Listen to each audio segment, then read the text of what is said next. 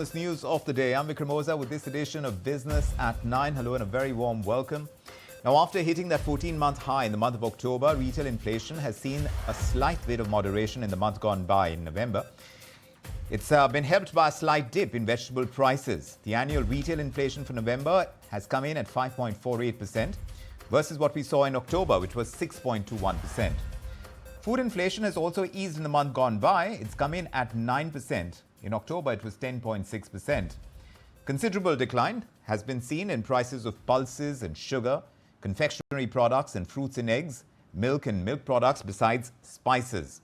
But now the question is, will this kind of data spur rate cuts from the RBI? And that's what we are discussing. Of course, industrial output offers a mixed bag, 3.5% growth year on year in the month of October, but still a slowdown compared to last year's figures. So what does this mean for India's economic trajectory as we approach Budget 2025 as well? And will the Reserve Bank, like I said, consider easing rates further to stimulate growth? Let's dissect this, the CPI print and industrial growth print. For that, Devendra Pant is joining us, Chief Economist at India Ratings. He brings deep insights into the interplay between inflation, monetary policy and economic growth. Mr. Pant, always good to have you on the show and your perspective. Now that we're seeing food prices softening, do you think they will remain elevated still, or do you think this is a temporary relief, a trend perhaps that could sustain? Which one of these do you think it is? Well, there'll be a relief, because generally what happens is when you are entering the winter season, you see the kind of price movement in the vegetables or the fruits, they tend to ease. Because what happens is either you have the less rainfall or more rainfall, and because of that, there are some supply shortages. And traditionally, we had seen, or historically, the food inflation and more so the cereals inflation, which pulls off. But there are two commodities which are now creating, could be another source of problem for the food inflation in general and your overall inflation in particular. One which is building up and which had the deflation till August. So August 24, the oil and fats had a deflation of 0.86%, and come November it has an inflation of 13.28%. So this is one source, which is one commodity among the food group, which can create a problem in the months to come. Yes. But Mr. Pant, do you think this kind of data could actually see the RBI moving towards a 25 basis points rate cut in February under the new governor?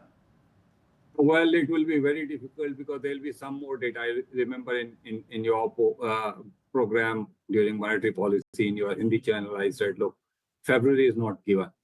Now, no doubt, what between December and February, what more information the RBI will have. One information is out. So we had this month's IIP and CPI number. We'll have now in the month of January, we'll have December inflation number before the Monetary Policy Committee meeting takes place. And another important factor will be your budget, union budget, its fiscal arithmetic.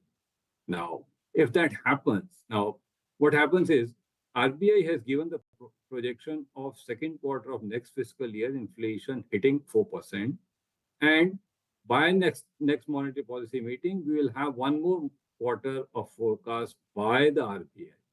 Now, if what Mr. Das has been saying all along, like when we see the inflation coming around 4% on durable basis. Now, if the signals are such that inflation is going to remain around 4%, there may be. But if the signals, the indicator and the evolving global and domestic macro scenario or economic scenario is such that it is going to remain above 4, maybe we have to wait. But so it is more a data dependent rather than anything else. But of course, the RBI is trying to balance its medium-term inflation target of 4%. And their need is to keep economic growth alive and kicking. So does the push need to come more from the RBI's monetary policy or the government's fiscal measures that we might see in the budget? Look, Vikram, we often argue this point like interest rate should be low for the consumption demand to grow. Interest rate should be low for investment demand to grow, investment demand to grow. Now, let's first take your investment. For investment, A, what matters is the real interest rate, and B, low real interest rate is a necessary but not a sufficient condition for the investment demand to kick in or investment to grow. What matters more for the investment is whether the demand is there or not. So the demand growth has to be there. If demand growth is there, you will see the investment at relatively higher real interest rate. Now let's come to consumption. In consumption, what matters most, because leverage consumption, all of us know, right? Leverage consumption is not a very big factor or not a larger proportion of the consumption. Limited people gets it. It's not everybody gets the a loan for the consumption. Yes. Right. So again, in the consumption, what matters more is the real wage growth. Yes. Is the real wage growth of the people or the consumer in the positive territory or not? Correct. The moment they remain there, you will see the consumption growth taking place.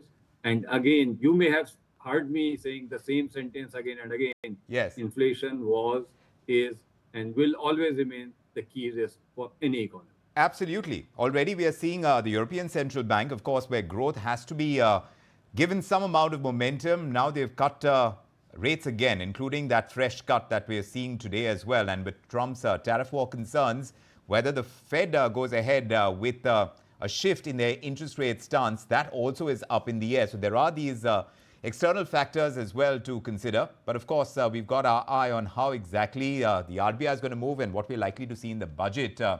Though November's inflation dip is a positive sign, the journey ahead is going to require this careful calibration of fiscal and monetary policies. We'll see what happens. But for the moment, Mr. Pant, thank you for joining us with your perspective. Appreciate you joining us on this discussion. If you like this video, then like, share and subscribe to ET Now.